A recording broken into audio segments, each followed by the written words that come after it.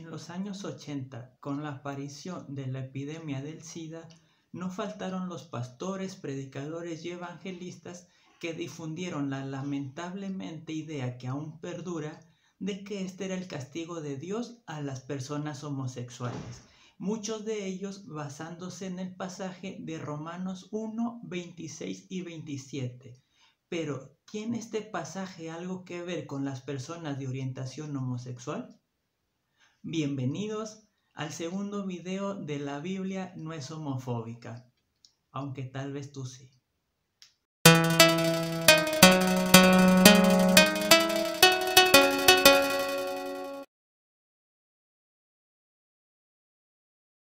¿Qué tal, amigos? Bienvenidos a otro video, y antes de entrar al tema les quiero dar las gracias por la difusión que han tenido los videos anteriores y por todos aquellos que se han suscrito al canal. Si tú no lo has hecho, te pido que lo hagas ahora, en este momento, porque más adelante vendrán sorpresas, vendrán webinars, vendrán algunas clases introductorias a los libros, a teología, etc. Y hablando del video pasado, el primero de la serie, La Biblia no es homofóbica, uno de los comentarios que he recibido es: no se puede hablar solamente de un versículo sobre un tema tan amplio del cual está lleno la Biblia. Bien, realmente este es un gran mito. El gran mito de que la Biblia está llena de versículos y pasajes que hablan en contra de las relaciones homosexuales. De hecho, solamente habrá 3 o 4 pasajes que se podrían usar para hablar de este tema, y de hecho de estos 3 o 4 pasajes solamente uno, el que vamos a estudiar el día de hoy, podría aplicarse también al lesbianismo. Los otros solamente hacen referencia a los varones y ninguno de estos aparece en los evangelios, lo cual nos da algo para pensar. Los otros pasajes se van a estar estudiando en estos videos, y yo lo quise hacer pasaje a pasaje para demostrarte que si a través de estos pasajes la Biblia no está condenando a los homosexuales, entonces el que tú defiendas que el homosexualismo es un pecado y una abominación ante Dios, ya no se trata de que estás defendiendo el texto bíblico, sino de que estás defendiendo tu propia ideología, tus propios odios y tus propios prejuicios. Como ya les había adelantado, el pasaje que vamos a estudiar el día de hoy es el de Romanos 1, 26 y 27. Pero antes, como siempre, tenemos que ver el contexto general de la carta y el contexto literario del pasaje. La carta es la carta a los romanos. Algunos han considerado a Romanos como la teología sistemática del apóstol Pablo. Sin embargo, esto no es así, pues es una carta puntual en donde Pablo quiere conseguir algo. Pablo, que ya ha terminado su ministerio y ha fundado diferentes iglesias, ahora quiere cumplir el final de él, llegando hasta España para predicar el Evangelio. Para esto sabe Pablo que necesita la ayuda de la iglesia de Roma, iglesia a la que él no conoce personalmente, pues él no la ha fundado, aunque conoce muchas personas que han estado ahí. Sin embargo, probablemente antes que Pablo ya han llegado cristianos de origen judío, los cuales han hablado en contra de Pablo, los famosos judaizantes. Y estas personas pueden haber causado que la iglesia de Roma esté muy cerrada a recibir al apóstol Pablo.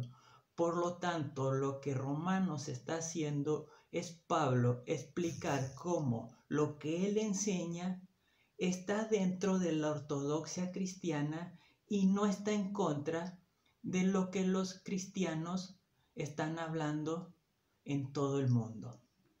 Así, en el capítulo 1, que es donde están nuestros pasajes, Pablo va a demostrar la culpabilidad de los paganos para después demostrar que esta culpabilidad también es de los judíos.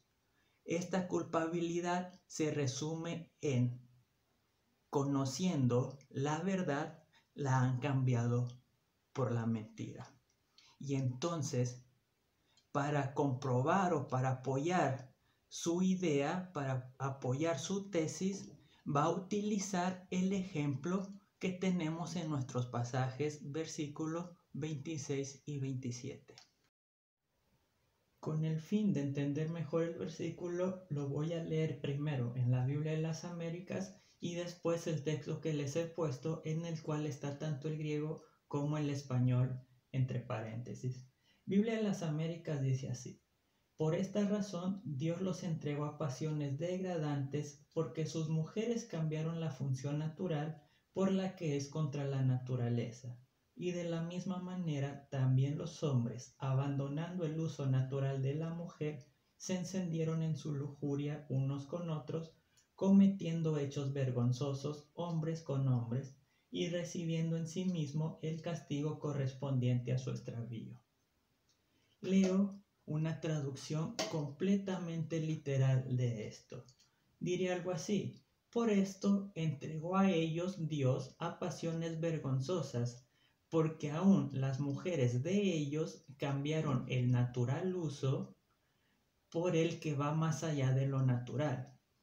Al igual también los hombres dejaron el uso natural o el natural uso de las mujeres, siendo encendidos en los deseos de ellos hacia unos y otros, hombres con hombres, a vergonzosas obras, y la recompensa inevitable del error de ellos en ellos mismos están recibiendo.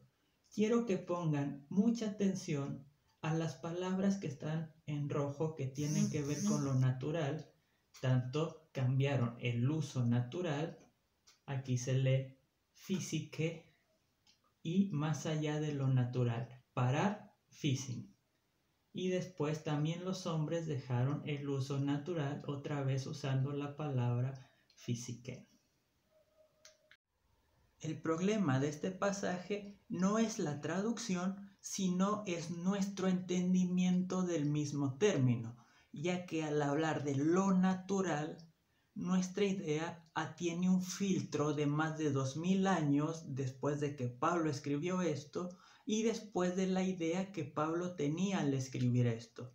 Normalmente los predicadores o pastores que predican este texto hablan como si Pablo estuviera hablando de una ley natural universal. Sin embargo, esta idea de ley natural se empezó a popularizar y se entendió por lo menos 1000 años después de la vida del apóstol Pablo. Muchos de nosotros, cuando pensamos en lo natural, pensamos en lo biológico o lo genético. Y entonces vamos al texto de Génesis 1 y 3, y la gran argumento de los que están en contra de los homosexuales es: lo natural es lo que Dios ha creado, es decir, creó a Adán y Eva, mujer y hombre. Sin embargo, para empezar, el texto de Génesis 1 al 3 tiene un propósito totalmente diferente, el cual es demostrar que Dios es el creador de todo. El texto no hace ninguna mención a relaciones homosexuales, como no lo hace todo el libro de Génesis, por lo menos de la forma en la que conocemos el día de hoy una relación homosexual de dos hombres o dos mujeres que se aman entre sí. Así que querer decir que el texto de Génesis está hablando en contra de los homosexuales es hacer un argumento de una omisión, lo cual nos puede llevar a interpretaciones absurdas, como el pensar que tendríamos que vestir con hojas de árboles, porque eso fue lo que instituyó Dios en el texto y no habla de ropa como la que usamos nosotros, lo cual es completamente absurdo, pero es la misma idea, la misma lógica que tiene decir: como en el Génesis no se habla de gente homosexual, entonces no deberían existir. Otro peligro de pensar en lo natural como algo abstracto y universal es que este mismo pensamiento lo utilizó la Iglesia cristiana por mucho tiempo para apoyar tanto el racismo como la esclavitud. ¿Cuál era el pensamiento? Si existen esclavos, es porque Dios en el orden natural creó gente que tiene poder de mandar y creó gente que tiene la habilidad de obedecer. Igualmente el racismo. Dios creó a aquellos con una mente más grande y Dios creó a aquellos que son más apegados a los animales. Suena fuerte para nosotros, pero tenemos que pensar que el argumento que estamos dando para hablar en contra de los homosexuales es justamente el mismo que se utilizó por miles de años para apoyar la esclavitud, lo cual espero hoy ninguno de nosotros lo haría. Así que veamos entonces, ¿qué quiere decir lo natural para Pablo en este contexto? Quizás lo mejor sea compararlo con el mismo uso que Pablo hace de la palabra en la misma carta. Vamos a ver dos pasajes donde Pablo usa esta misma palabra. El primer pasaje es Romanos 2:27. Otra vez leemos primero en la Biblia de las Américas y después vamos a leer una traducción literal. Biblia de las Américas dice así: y si el que es físicamente circunciso guarda la ley, no te juzgará a ti, que tienes la letra de la ley y eres circuncidado y eres transgresor de la ley. Veamos que la Biblia de las Américas traduce el adjetivo physeos, que es el mismo de physiken, lo traduce como físico. Sin embargo, una traducción literal, siguiendo el uso de la palabra que se hizo en el capítulo 1, sería: y juzgará al que naturalmente es circunciso y cumple la ley, y a ti, atra que tienes la palabra y la circuncisión y eres transgresor de la ley. Veamos que usa el mismo adjetivo natural, el que es por naturaleza incircunciso. Con esto podemos darnos cuenta que la palabra naturaleza no tiene que ver con algo abstracto y universal, sino que es una característica de un grupo o una persona.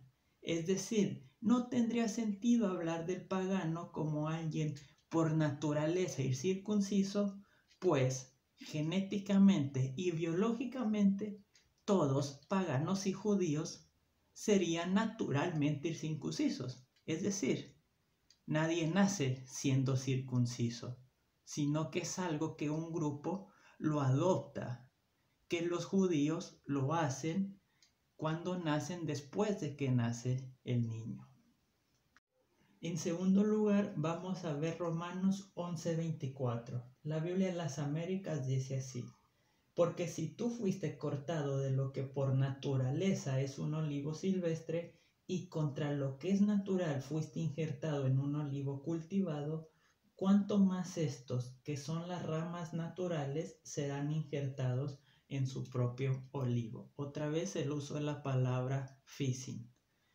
Una traducción más literal sería la que les pongo aquí en el video: porque si tú, que de la naturaleza fuiste cortado de un árbol silvestre, y contra la naturaleza, veamos que se usa exactamente la misma fórmula para physin que se usa en Romanos 1, cuando las mujeres fueron contra la naturaleza, fuiste implantado en un olivo cultivado, cuanto más estos que por naturaleza serán injertados en su propio olivo.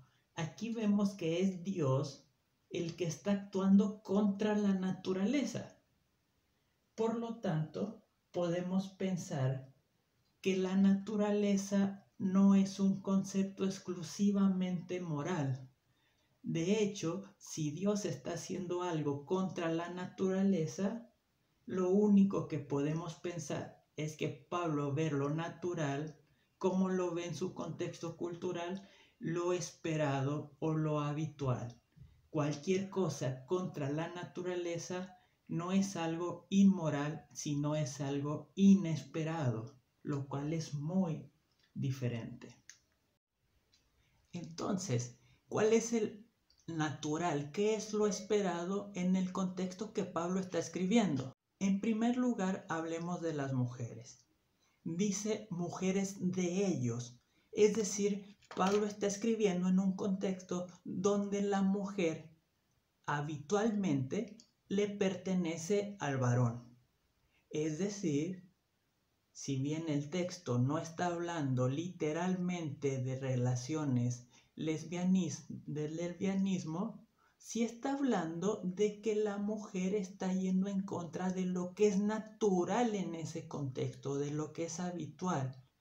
Puede referirse a relaciones homosexuales, pero en este contexto, y ya que el texto no está diciendo nada más, puede referirse también a mujeres que están tomando posiciones activas tanto en las relaciones sexuales con hombre como en la sociedad. Pablo no está diciendo que esto está mal, está usando esto de demostración de que estas personas, incluso en su contexto de lo que es natural, están yendo en contra de la naturaleza. También va a hablar de los hombres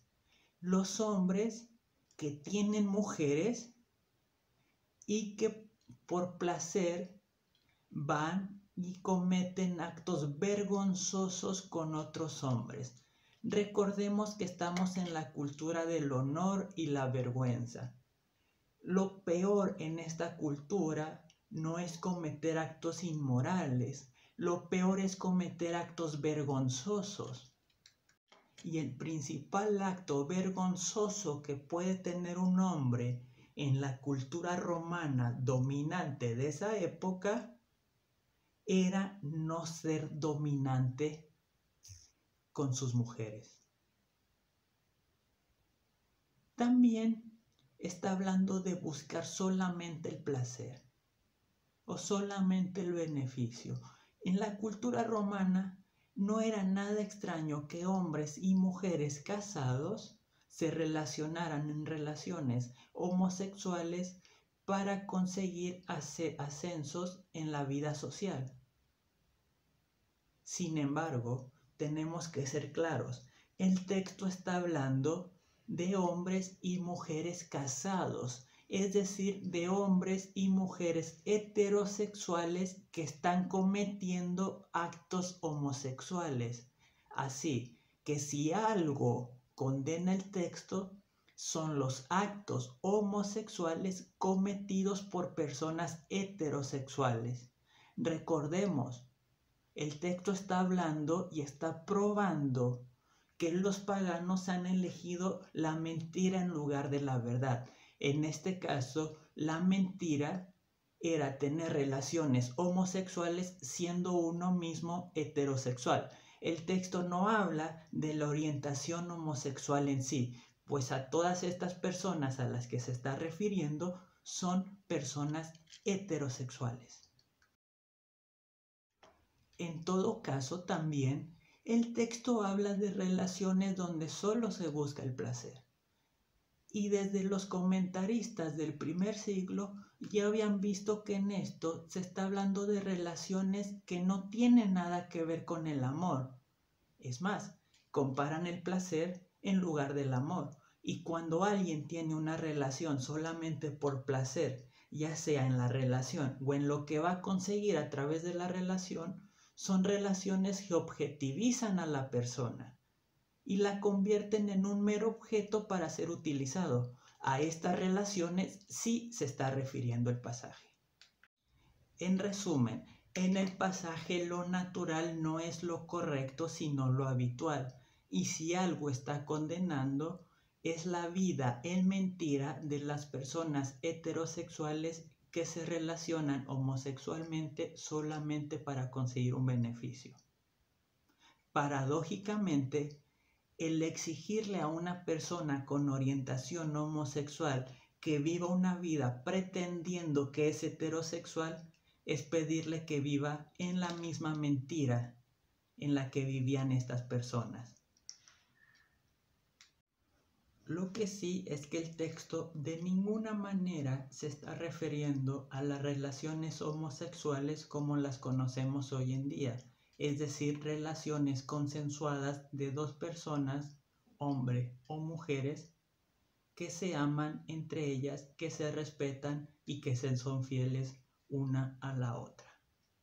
Así que, si este otro pasaje no nos habla del homosexualismo en sí y no está condenándolo, si no está condenando prácticas abusivas en las relaciones, tenemos que volver a pensar, ¿por qué condenamos a los homosexuales?